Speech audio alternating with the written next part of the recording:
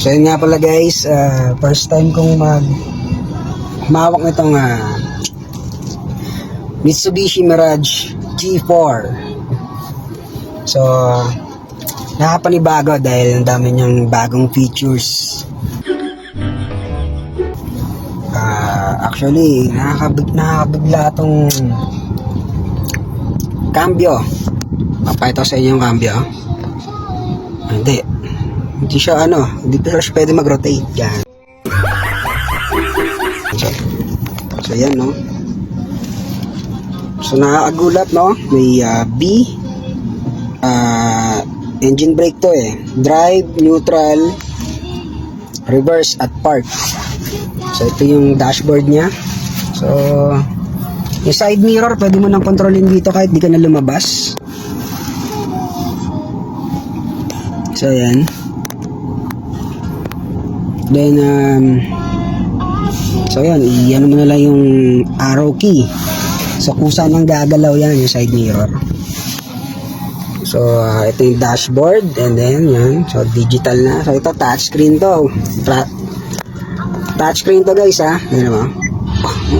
Nakakain mo yun oh.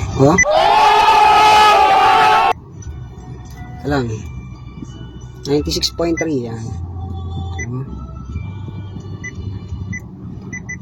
Yan, touchscreen kalahin mo yun hindi lang cellphone yan ang touchscreen, pati yung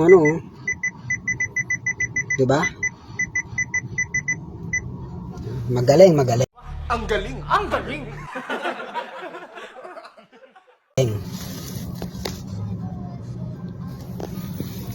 so yun, so may plastic pa yan guys grabe. So nakapark ako ngayon pero nakabukas yung makina. Ayokong lumabas kasi mainit. So may diesel naman, may gasolina naman, unleaded.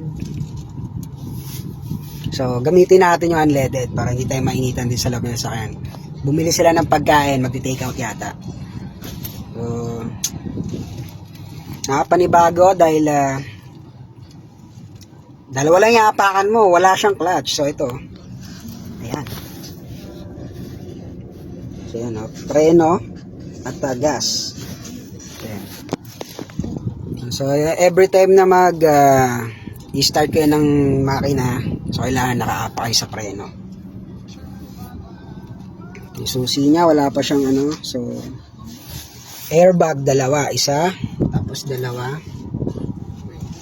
Yung tapos to ilaw. Ayan. Diba? Plastic pa to guys, bagong bago. So yun so yung likod 3-seater sa likod yan, 3-seater sa likod yan. So ito yung tools nya yung sales pag naman ng mga so yun guys,